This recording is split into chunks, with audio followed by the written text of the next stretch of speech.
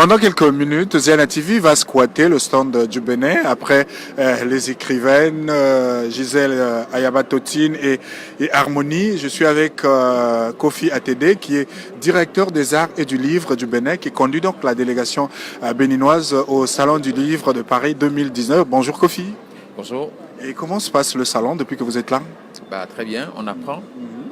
On est comme les tout nouveaux. C'est la première fois que nous prenons un stand sur le Salon du livre de Paris. Donc on apprend. Je vais être très modeste. Nous sommes en apprentissage. Nous apprenons à prendre notre place, la place qui est la nôtre dans ces grands rendez-vous avec des auteurs jeunes, des auteurs qui apprennent également. Et on a beaucoup appris justement. Et on a appris pour l'année prochaine ici, mais également pour tous les rendez-vous littéraires qui s'annoncent pour le Bénin pour cette année 2019. C'était l'objectif principal en arrivant ici à Paris? Oui, l'objectif c'est voir et puis apprendre, tirer des leçons, s'inspirer de ce qui se fait de bien, prendre conscience du niveau où nous sommes. Il faut être modeste, il faut apprendre à construire une démarche sur le long terme. Et c'est ce que nous faisons. Mais on ne fait pas qu'apprendre en fait. Il y a beaucoup d'effervescence, il y a beaucoup de visites, il y a beaucoup de curiosité. Beaucoup de gens qui demandent comment se porte le livre au Bénin, comment se porte la chaîne, qui sont les acteurs, qui sont ceux qui animent le secteur aujourd'hui.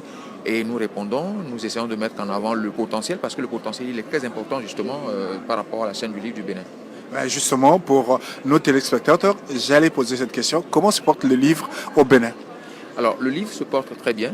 Le livre béninois s'est toujours très bien porté avec des grands noms de la littérature africaine, Olem Bellikenum, Jean Pliat, pour ne citer que ces deux les plus connus. Et depuis un moment, il y a une espèce de renouvellement, de régénérescence en fait de la partie créatrice de la chaîne du livre. Il y a beaucoup de jeunes écrivains, beaucoup de jeunes écrivaines. Il y a beaucoup de projets collectifs, beaucoup de projets individuels. Il y a beaucoup d'événements littéraires qui se mettent en place, aussi bien au niveau des privés qu'au niveau institutionnel. Et donc, nous sommes là justement pour mettre en avant tous ces éléments-là en termes de création, mais également en termes d'événements qui sont censés montrer ces créations-là. Est-ce qu'on peut dire que pour un lecteur qui vit à Cotonou, à Parakou ou bien à Porto Novo, est-ce qu'il a facilement l'accès au livre? Est-ce que le livre a un coût moins élevé à Cotonou qu'ailleurs?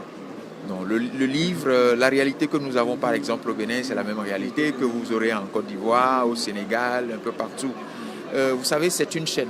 C'est une chaîne qui n'est pas faite que des écrivains, qui n'est pas faite que des éditeurs. Il y a par exemple l'approvisionnement en intrants pour pouvoir fabriquer le livre physique. Et si on saute le pas et qu'on va de l'autre côté au niveau technologique, il faut avoir les ressources technologiques pour pouvoir répondre aux enjeux du numérique aujourd'hui en lien avec le livre. Et tout ça s'apprend. Et si vous ne l'aviez pas fait, si vous n'avez pas mis en place ce qu'il faut pour pouvoir avoir ces résultats-là, il ne faut pas avoir honte de dire que ça ne marche pas et que nous apprenons et que nous sommes dans un cheminement qui nous conduira d'ici 5 ans, 10 ans à avoir quelque chose qui va surprendre beaucoup de gens. Parce que justement, nous avons l'avantage d'avoir des auteurs et des acteurs qui sont très jeunes, extrêmement jeunes, à tous les niveaux, imprimeurs, écrivains, éditeurs, distributeurs, diffuseurs, journalistes spécialisés. Nous nous renouvelons et bientôt vous verrez ce que ça va donner. Et c'est quoi la mission exacte quand on est directeur des arts et du livre dans un pays comme le Bénin? Alors, dans un pays comme le Bénin, ce qui est écrit sur le papier, c'est que vous êtes en charge de l'élaboration de la politique nationale en matière artistique et littéraire, et donc l'élaboration, mise en œuvre et évaluation de cette politique-là. Alors, ça, c'est ce qui est écrit sur le papier. Alors, la compréhension que moi, je me donne à moi-même de cette fonction, c'est un métier de contact. C'est un job, pas un métier, mais c'est un job de contact. C'est un job qui consiste en réalité à écouter les acteurs et à essayer de concilier ce qui est disponible comme ressources, comme réponse au niveau du gouvernement, avec les exigences, les ambitions, les frustrations, les colères des acteurs. Et donc, vous devez être au cœur du système, en même temps avoir un pied au niveau du gouvernement et avoir un pied au niveau des acteurs pour pouvoir être efficace. Parce qu'on ne peut pas se couper de l'un ou l'autre des acteurs. Il faut être vraiment le conciliateur, le médiateur, mais en même temps l'apporteur de solutions. Et pour ça, il faut connaître le secteur. Il faut que ce soit un secteur que vous maîtrisiez les acteurs, que vous ayez leur oreille attentive et que de l'autre côté, vous soyez également un bon, je vais le dire comme ça, un bon tchatcheur, pour aller convaincre un ministre, par exemple, à faire venir ici une délégation de 7 personnes, par exemple. Il faut arriver à le faire. Est-ce que vous êtes satisfait de votre action depuis que vous occupez ce poste? Est-ce que vous dites qu'il y a encore du chemin à faire?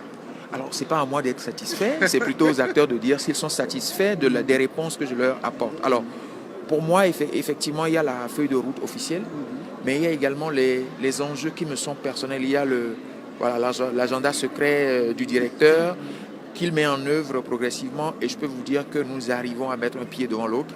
Nous arrivons à faire bouger les lignes, nous arrivons à voir des choses des acteurs, mais en même temps à prendre certaines petites choses au niveau du gouvernement.